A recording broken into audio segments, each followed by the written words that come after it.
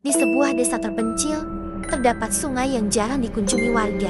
Sungai itu dikenal dengan nama Sungai Setan. Konon, banyak orang yang pernah melintas di tepinya mengalami kejadian aneh. Ada yang mendengar suara perempuan menangis, ada pula yang melihat bayangan hitam bergerak di atas air. Suatu malam, Dika dan teman-temannya nekat berkemah di sekitar sungai. Mereka ingin membuktikan apakah cerita itu benar. Malam semakin larut dan suasana makin mencekam. Awalnya, hanya terdengar suara jangkrik dan aliran air. Namun, sekitar tengah malam, angin bertiup kencang dan tiba-tiba terdengar suara tawa lirih di kejauhan. "Siapa itu?" tanya Rudi dengan suara gemetar. Tak ada yang menjawab. Tiba-tiba, salah satu teman mereka, Iwan, berteriak ketakutan.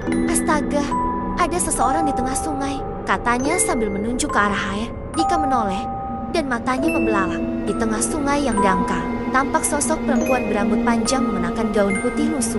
Wajahnya pucat dengan mata kosong menatap ke arah mereka. Perlahan, sosok itu mengangkat tangannya, seolah memanggil mereka mendekat. Tanpa berpikir panjang, mereka langsung berlari meninggalkan tenda dan semua barang mereka. Keesokan harinya, warga menemukan tenda mereka dalam keadaan acak-acakan, seperti ada sesuatu yang mengobrak-abriknya. Seorang tetua desa berkata, "Kalian beruntung bisa pulang dengan selamat. Dulu ada seorang wanita yang tenggelam di sungai ini karena ulah suaminya yang kejam. Arwahnya belum tenang dan ia sering muncul untuk mencari teman di dunia lain. Sejak kejadian itu, tak ada lagi yang berani mendekati Sungai Setan setelah matahari terbenam. Sejak kejadian di sungai, Dika dan teman-temannya sering mengalami mimpi buruk. Dalam mimpi mereka, sosok perempuan berambut panjang itu selalu muncul dengan tatapan kosong, seolah meminta sesuatu. Suatu malam, Dika terbangun dengan keringat dingin. Ia mendengar suara air menetes dari dalam kamarnya. Saat melihat ke lantai, ia terkejut ada jejak air menuju tempat tidurnya. Dika buru-buru menyalakan lampu, tetapi jejak itu tiba-tiba menghilang. Keesokan harinya, ia menceritakan hal itu kepada Rudi dan Iwan. "Kita harus melakukan sesuatu. Aku merasa ini belum selesai," kata Dika. Mereka pun kembali ke desa dan menemui Pak Mulyo, tetua desa yang dulu memperingatkan mereka. Pak Mulyo menghela napas panjang, lalu berkata, "Kalian sudah melihatnya, berarti dia telah menandai kalian. Ada cara untuk menghentikannya, tapi kalian harus berani." Pak Mulyo mengajak mereka ke sungai pada sore hari. Ia membawa sesajen dan membaca doa-doa di tepi air. "Arwah ini bukan ingin mencelakai kalian, dia hanya ingin ditemukan," jelasnya. Tiba-tiba, permukaan air beriak dan sesosok bayangan muncul. Kali ini, wajah perempuan itu terlihat lebih jelas, matanya penuh kesedihan. Ia menunjuk ke dasar sungai. Dengan bantuan warga, mereka mulai mencari sesuatu di dasar sungai. Tak lama kemudian, seseorang menemukan tulang belulang manusia yang terikat rantai besi.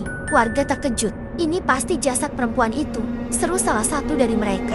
Pak Mulyo segera menggelar ritual pemakaman yang layak. Saat prosesi selesai, angin bertiup lembut dan sungai menjadi lebih tenang. Sejak hari itu, tak ada lagi gangguan di sungai tersebut. Namun, Dika dan teman-temannya tak akan pernah melupakan tatapan terakhir arwah perempuan itu sebelum menghilang sebuah ucapan terima kasih dari dunia lain. Setelah ritual pemakaman, suasana di desa terasa lebih tenang. Namun, beberapa hari kemudian, Dika mulai merasakan keanehan. Ia sering melihat bayangan hitam di sudut matanya dan mendengar suara bisikan. Saat sendirian, suatu malam, ia bermimpi aneh. Dalam mimpi itu, perempuan yang mereka temui di sungai berdiri di tengah kabut, menatapnya dengan sedih. "Aku bukan satu-satunya," bisiknya sebelum menghilang. Dika terbangun dengan jantung berdegup kencang. Ia langsung menghubungi Rudi dan Iwan untuk bertemu dengan Pak Mulyo lagi. Setelah mendengar cerita Dika, Pak Mulyo tampak berpikir dalam. "Aku curiga ada lebih banyak korban yang belum ditemukan," katanya. "Rantai besi di jasad perempuan itu, bisa jadi ia bukan satu-satunya yang dikorbankan." Mereka pun kembali ke sungai dengan beberapa warga desa. Menggunakan alat sederhana, mereka mulai mencari di dasar sungai. Tak lama, seorang warga berteriak, "Aku menemukan sesuatu." Saat ditarik ke permukaan, semua yang ada di sana terperanjat. Sebuah tengkorak manusia terikat dengan rantai besi, sama seperti yang mereka temukan sebelumnya. Lalu satu lagi, dan satu lagi. Pak Mulyo menatap mereka dengan wajah serius. Sungai ini adalah tempat pembuangan mayat korban kejahatan masa lalu. Setelah penyelidikan lebih lanjut, terungkap bahwa puluhan tahun lalu, seorang kepala desa yang kejam sering membuang korban-korbannya ke sungai ini. Arwah mereka belum tenang. Itulah sebabnya gangguan terus terjadi. Dengan bantuan warga, semua jasad yang ditemukan dimakamkan dengan layak. Malam setelah pemakaman terakhir, Dika kembali bermimpi. Kali ini, ia melihat puluhan sosok berdiri di tepian sungai, menatapnya dengan wajah damai sebelum menghilang ke dalam cahaya. Sejak saat itu, Sungai Setan tidak lagi menyeramkan. Airnya lebih jernih, dan suara aneh tak pernah terdengar lagi. Misteri telah terpecahkan, tetapi desa itu akan selalu mengingat sejarah kelam yang pernah tersembunyi di dasar sungai. Beberapa bulan setelah pemakaman terakhir, desa kembali tenteram. Sungai yang dulu disebut Sungai Setan, kini mulai sering dikunjungi warga untuk mencari ikan atau sekadar menikmati pemandangan. Namun, ketenangan itu tak berlangsung lama. Suatu malam, seorang pemuda bernama Arman pulang dari ladang melintasi jembatan di atas sungai. Tiba-tiba, ia mendengar suara gemericik air, disusul bisikan lirih. Kembalikan, kembalikan. Arman menoleh ke sekeliling, tetapi tak melihat siapapun. Jantungnya berdebar kencang saat merasakan hawa dingin menyelimutinya. Saat ia melangkah lebih cepat, suara itu berubah menjadi jeritan melengking. Ia pun berlari ketakutan meninggalkan jembatan. Keesokan harinya, kabar kejadian itu menyebar. Dika, Rudi, dan Iwan yang pernah mengalami kejadian serupa merasa ada sesuatu yang belum selesai. Mereka kembali menemui Pak Mulyo. Ini tak seharusnya terjadi lagi. Kita sudah menenangkan arwah mereka, ujar Dika. Pak Mulyo menghela napas. Aku juga berpikir begitu. Tapi ada satu hal yang belum kita selesaikan. Sesuatu yang lebih besar dari sekadar pemakaman. Mereka kembali ke sungai untuk mencari petunjuk. Saat menyusuri tepi sungai, Rudi menemukan sesuatu di antara bebatuan sebuah liontin emas dengan inisial R S tertulis di bagian belakangnya. Pak Mulyo terdiam lama.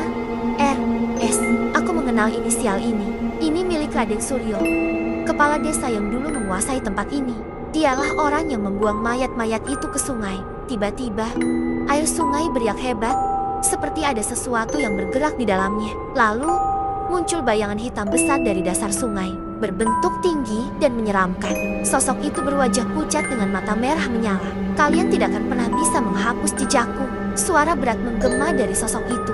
Pak Mulyo segera membacakan doa-doa pelindung. Sementara Dika dan teman-temannya mundur ketakutan.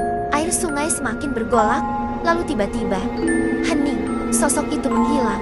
Tetapi hawa mencekam masih terasa. Pak Mulyo menatap sungai dengan ekspresi khawatir. Ini bukan hanya tentang arwah korban. Raden Suryo mungkin telah meninggalkan sesuatu di sini, sesuatu yang membuatnya tetap kuat di dunia ini. Dika menggenggam liontin itu erat. Ia tahu bahwa teror ini belum benar-benar berakhir. Mereka harus mencari cara untuk menghancurkan warisan kelam Raden Suryo sebelum sungai itu kembali menjadi tempat penuh kutukan. Dika, Rudi, Iwan, dan Pak Mulyo tahu bahwa liontin emas milik Raden Suryo bukan sekadar perhiasan biasa. Ada sesuatu yang mengikat kekuatan jahatnya di sungai itu. Malam itu, mereka berkumpul di rumah Pak Mulyo. Sang tetua desa membuka buku tua berisi catatan sejarah desa. Dulu, Raden Suryo tidak hanya membuang korban ke sungai, tetapi juga melakukan ritual gelap untuk menjaga kekuasaannya. Konon, ia mengikat jiwanya ke dalam sebuah benda. Dika menatap liontin di tangannya. Jadi ini benda itu. Pak Mulyo mengangguk. Kemungkinan besar, itu sebabnya arwahnya masih gentayangan dan menciptakan teror di sungai. Penghancuran liontin. Mereka memutuskan untuk menghancurkan liontin itu di dekat sungai, tempat energi kutukan paling kuat. Dengan membawa peralatan dan beberapa sesajen, mereka menuju sungai tengah malam. Saat mereka tiba di tepi sungai, udara terasa berat. Kabut tipis mulai menyelimuti area sekitar. Pak Mulyo menyalakan dupa dan mulai membacakan doa. Dika mengangkat liontin itu di atas batu besar. Namun, sebelum ia sempat menghancurkannya, air sungai tiba-tiba bergolak. Dari dalamnya, sosok hitam tinggi muncul. Raden Suryo, kalian tidak akan berhasil. Suaranya bergema, membuat mereka merinding. Sosok itu bergerak cepat, hendak menyerang Dika. Namun, Pak Mulyo terus membacakan doa dengan suara lantang. Sosok hitam itu mulai bergetar, seperti terbakar oleh doa-doa yang dipanjatkan. Dika mengambil palu besar dan dengan sekuat tenaga, ia menghantam liontin itu. TRANGG. Liontin pecah berkeping-keping. Seketika, jeritan panjang terdengar dari sosok hitam itu. Sebelum akhirnya lenyap dalam kilatan cahaya merah, air sungai berhenti bergolak. Angin yang tadinya kencang mendadak tenang. Mereka saling berpandangan, menyadari bahwa teror Raden Suryo akhirnya berakhir. Akhir dari kutukan. Setelah malam itu, tidak ada lagi gangguan di sungai. Arman yang sebelumnya diganggu juga merasa lebih tenang. Warga desa kembali menggunakan sungai tanpa rasa takut. Dika dan teman-temannya merasa lega. Mereka telah mengakhiri kutukan yang telah menghantui desa selama bertahun-tahun. Namun, mereka juga sadar bahwa sejarah kelam itu akan selalu menjadi pengingat bahwa kejahatan, sekejam apapun, tak akan pernah bisa disembunyikan selamanya. Tamat.